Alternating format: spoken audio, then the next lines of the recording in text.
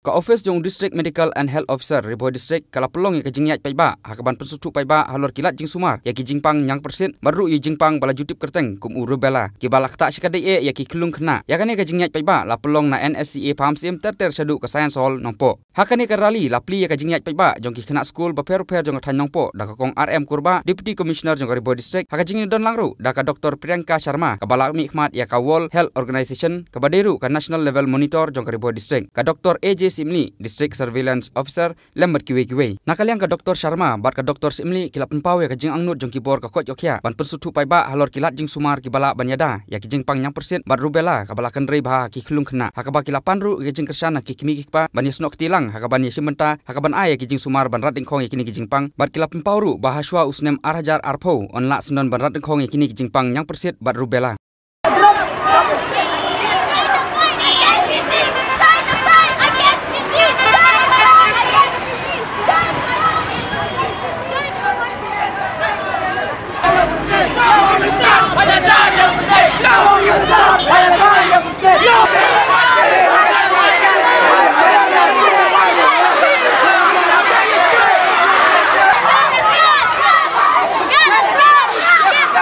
Myself, Dr. Priyanka Sharma from WHO, and we are here to support the MRVC campaign in the Bhoi district and throughout Meghalaya.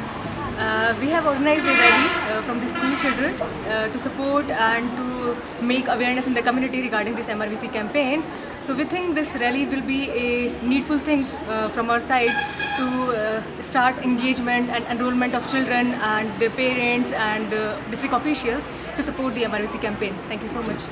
Regarding this involvement of the WHO in the eradicating this measles and rubella, what is your message, clear message to the public? I just want to tell that measles and rubella vaccine is totally safe. It is pre-tested and pre-qualified by the WHO parameters. So nothing to worry about the vaccine content. And we are sure that it will be going to help the children to protect them from measles and rubella, because these two are deadly diseases and we are not having specific treatment for them.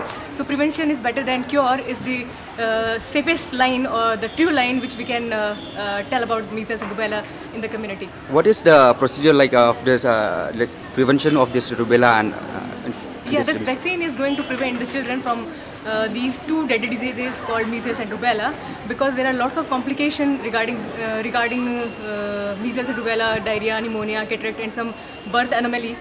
So there will be a lot of burden in the community and society if we are not able to eliminate measles and control rubella in our society or community and throughout the nation. What is the stage like of children like we can give the vaccines? Yeah, we have a specified age group from 9 months to 15 years because these are the groups which are more prone for infection from these viruses. Okay, thank you. Thank you. Happy okay, kaya ka message jong pil ba plom ta si kane rally. Te ba kane rally ko pen so thoy ki paidbah ba ka jingpang measles ni ka jingpang yang perse ba ka rubella ka badi ka German measles ka long ka jingpang ka bangila ban pendo bat ka ni ka campaign ka long ka we na ta kilat ki ba tarangi ay ka ni ka vaccination ki kon ki jongi tang shi sin kan yama yaki bakin lat na ki jingpang bangi ki ba Shwau arhajar arpho kari ka jongi kan long ka balat na kan jingpang measles bat rubella commission.